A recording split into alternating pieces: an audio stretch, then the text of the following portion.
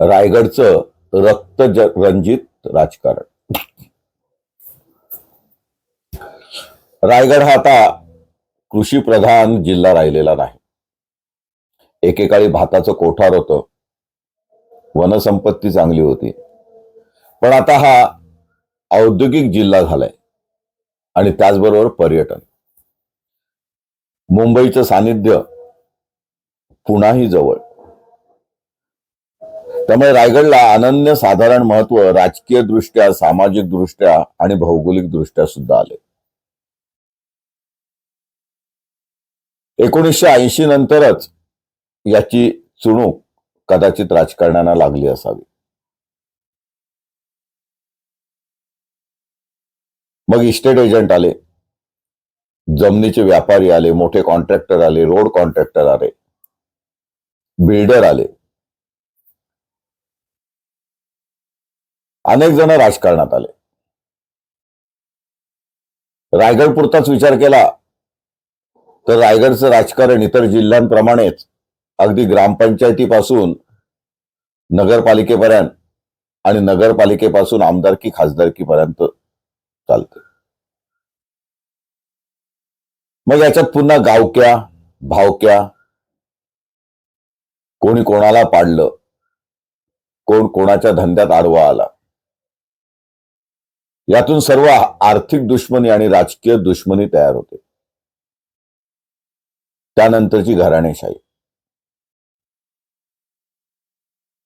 रायगडने आतापर्यंत अनेक session cases बघितल्या, खून खटले बघितले, दरोड्याच्या केसेस बघितल्या आणि हाफ मर्डर केसेस सुद्धा बघितल्या.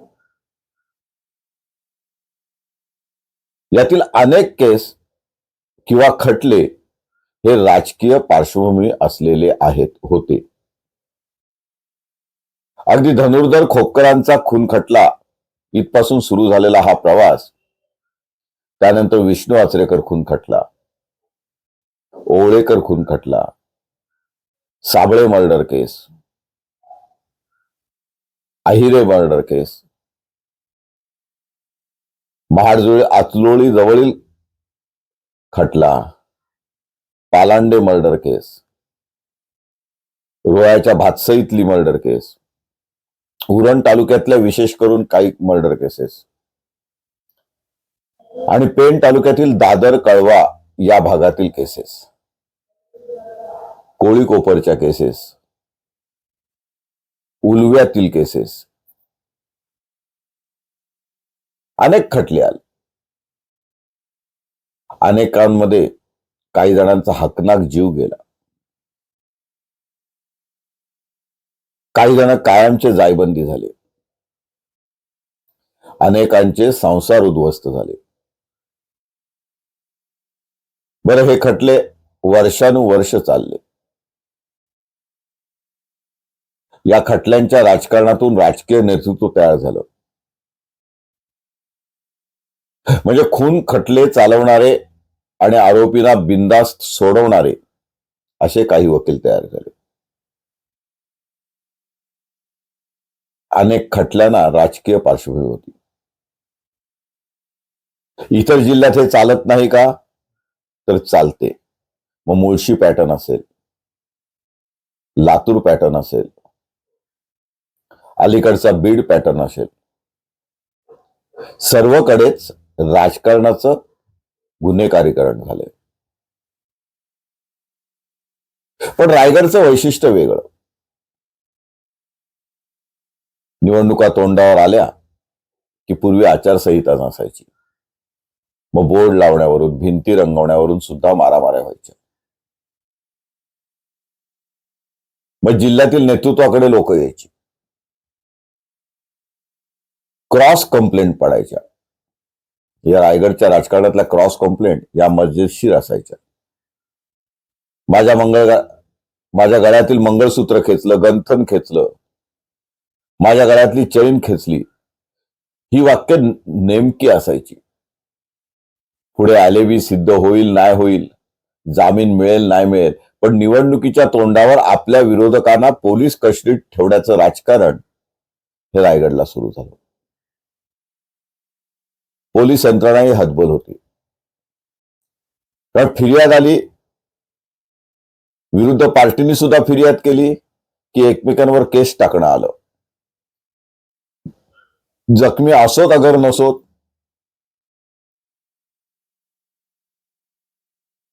दरोड्याचे खून पडायचे, गळ्यातून गंथन चोरल्याच्या केसेस व्हायच्या. आणि मग दोन्हीकडचे महत्वाचे कार्यकर्ते ऐन निवडणुकीच्या तोंडावर पोलीस स्टेशनच्या आणि कोर्टाच्या चक्रा मारायचे. वकिलांना चांगले दिवस आले होते. पण यातच रायगडच्या रक्तरंजित राजकारणाची बीजे पेरलेली आहेत. आता तर अपघात दाखवणे किंवा भर रस्त्यात मुर्दा पाडणे हे अगदी सोपे झालेले आहे. आणि त्यानंतर नेहमीचे आरोप, कट कारस्थान कुठे शिजलं, कसं शिजलं, याच्यामध्ये कोणती राजकीय शक्ती, यामध्ये आपल्या विरोधकांना कसं अडकवता येईल हेच मुख्यत्वे करून पाहिलं जातं.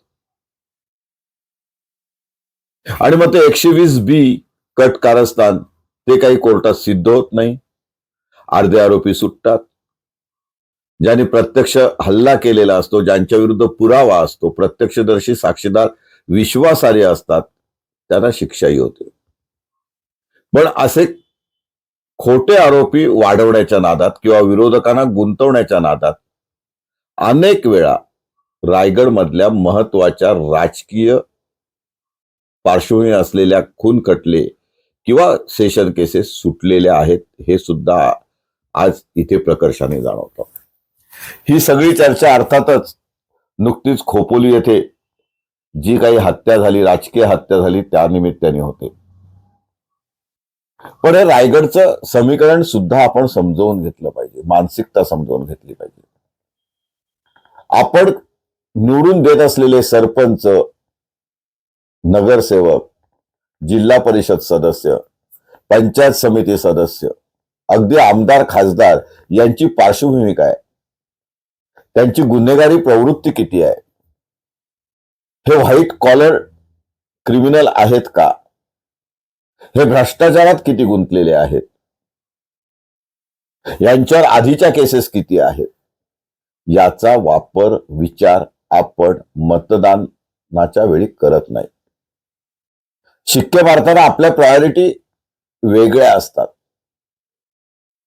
कोण कुठल्या पक्षाचा आहे एवढंच आपण बघतो आणि त्यातूनच पक्षांतरे होतात.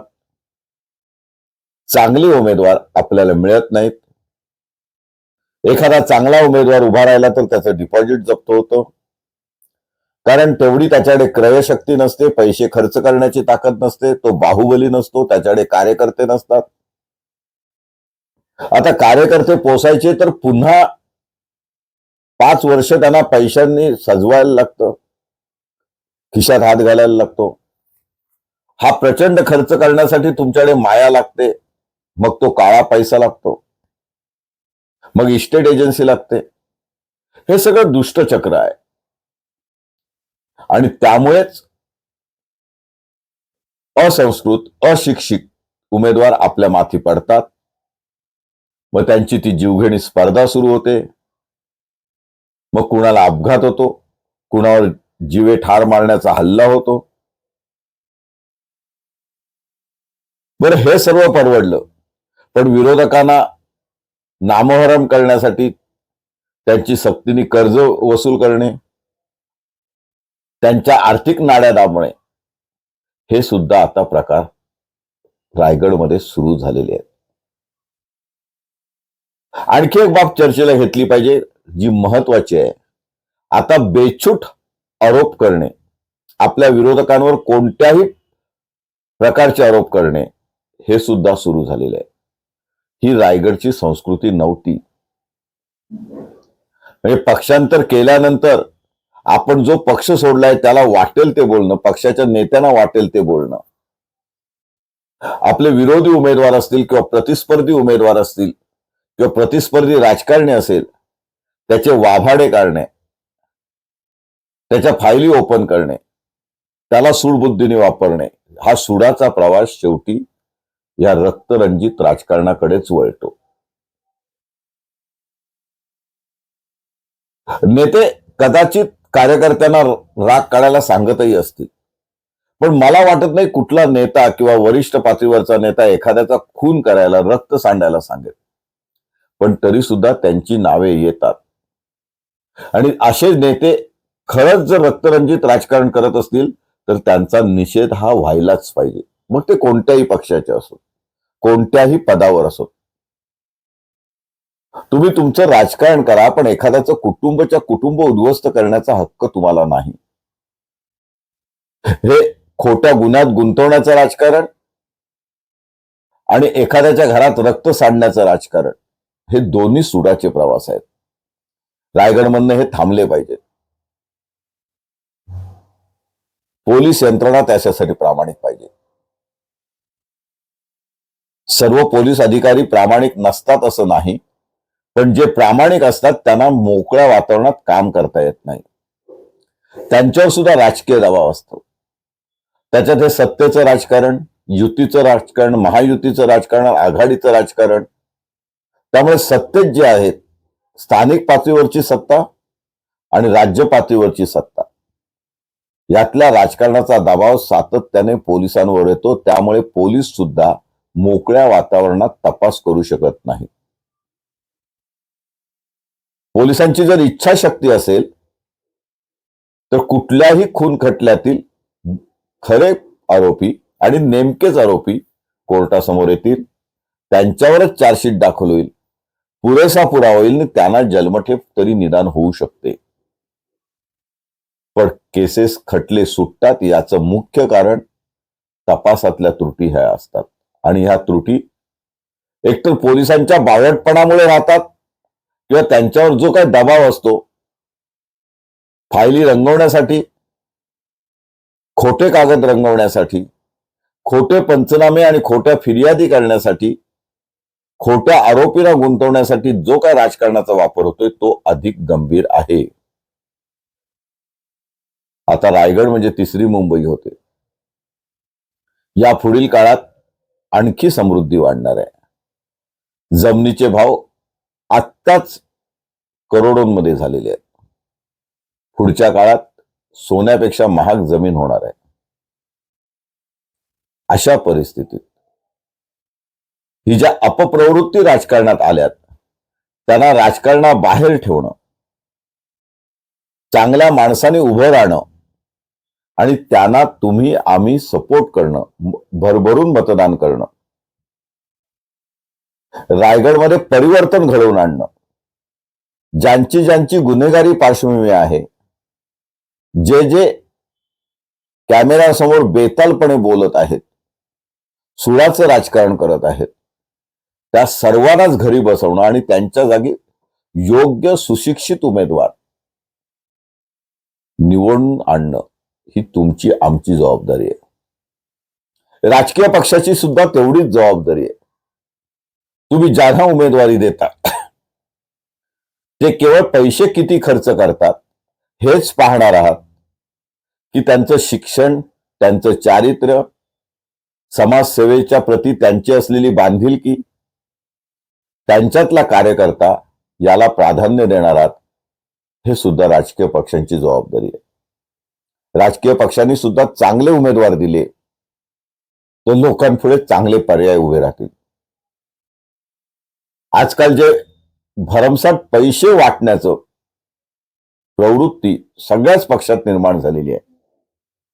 अगदी राष्ट्रीय पक्षापासून प्रादेशिक पक्षापर्यंत अगदी अपक्ष उमेदवार सुद्धा मी मताला 2000 वाटले, मी मताला 1000 वाटले हे जेव्हा अभिमानाने सांगतो तेव्हा राजकारण कोणत्या स्तराला जाऊन पोहोचले याचा आता आपण गंभीरपणे विचार केला पाहिजे.